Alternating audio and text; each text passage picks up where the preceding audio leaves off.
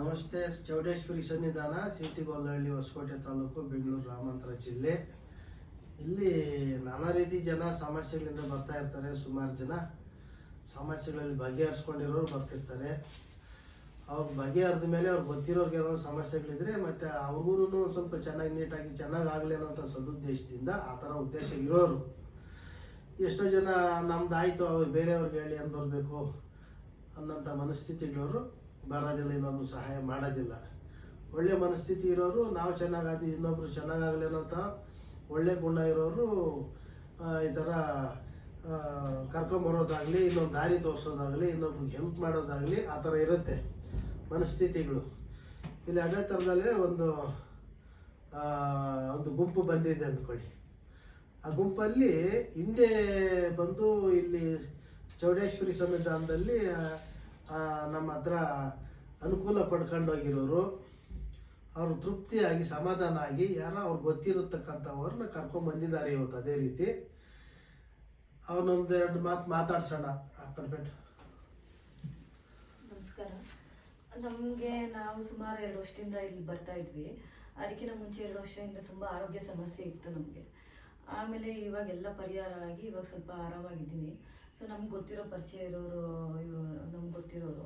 So ನಮ್ಮ ಇವ್ರಿಗೂ ತುಂಬ ಆರೋಗ್ಯ ಸಮಸ್ಯೆ ಇದೆ, ಬಾಣಂತಿ ಏನೋ ಪ್ರಾಬ್ಲಮ್ ಆಗಿದೆ ಆರೋಗ್ಯದಲ್ಲಿ. ಅದಕ್ಕೆ ಕರ್ಕೊಂಡು ಬಂದಿದ್ದೀನಿ ಗುರುಗಳ. ಎಷ್ಟು ತಿಂಗಳು ಹೋಗೋದಮ್ಮ?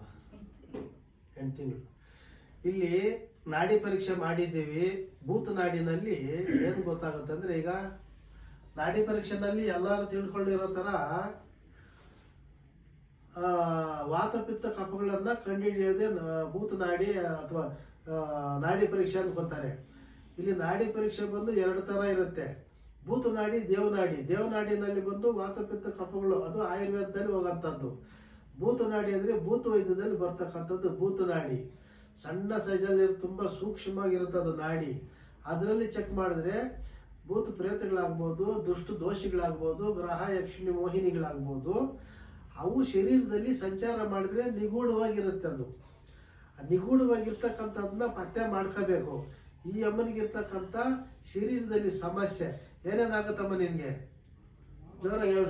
ಹೊಟ್ಟೆ ಸಂಕಟ ಆಗುತ್ತು, ತಲೆ ಸುತ್ತುದು, ಮತ್ತೆ ಕತ್ ನೋವು ಬರೋದು, ಆಮೇಲೆ ಒಬ್ಳೆ ಇರಕ್ಕಾಗಲ್ಲ.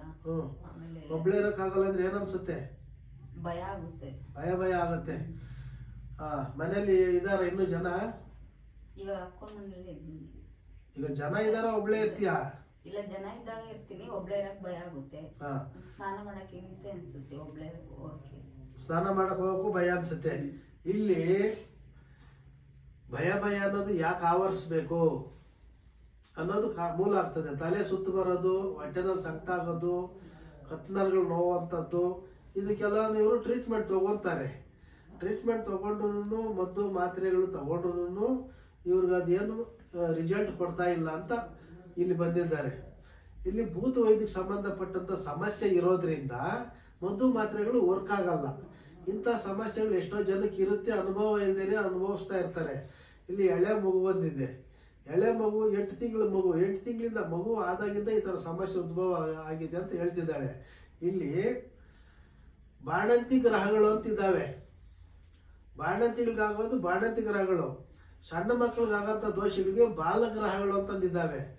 1 ವರ್ಷ, 2 ವರ್ಷ, 3 ವರ್ಷ, 12 ವರ್ಷ ತನಕನೂ ಮಕ್ಕಳಿಗೆ ಬಾಲಗ್ರಹ ಅನ್ನೋದಿದೆ, ಬಾಣಂತಿ ಗ್ರಹ ಅನ್ನೋದಿದೆ. ಈ ತಾಯಿಗೆ ಬಾಣಂತಿ ಆದಾಗಿಂದನೂ ಮಗುವಾದಾಗಿಂದ ಈ ಸಮಸ್ಯೆ ಉದ್ಭವ ಆಗಿದ್ದಕ್ಕೆ ನೀವು ಮಂದಾಟ ಮಾಡ್ಕೋಬೇಕು. ಬಾಣಂತಿ ಗ್ರಹ ದೋಷಗಳು ಅಂತಿದ್ದಾವೆ.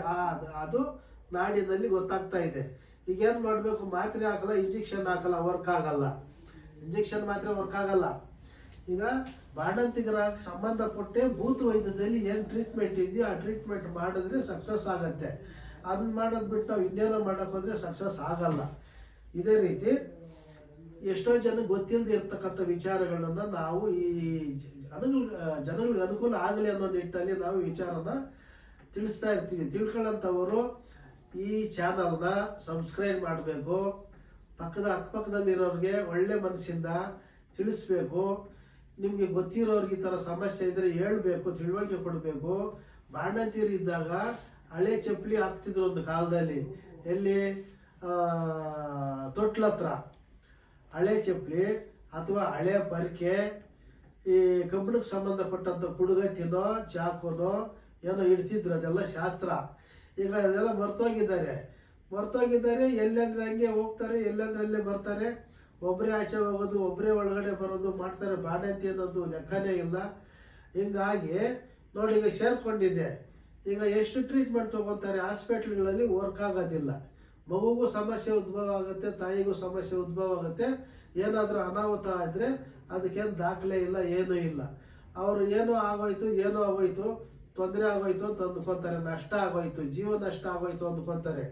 ಅದಕ್ಕೆ ಈಗಲೂ ದುಷ್ಟು ದೋಷಗಳು ಇದ್ದಾವೆ. ಕಣ್ಣು ಕಾಣಿಸ್ದೇ ಇರೋದು, ಕಣ್ಣು ಕಾಣಿಸ್ಲಿಲ್ಲ ಅಂದರೆ ಇಲ್ಲ ಅಂತಲ್ಲ.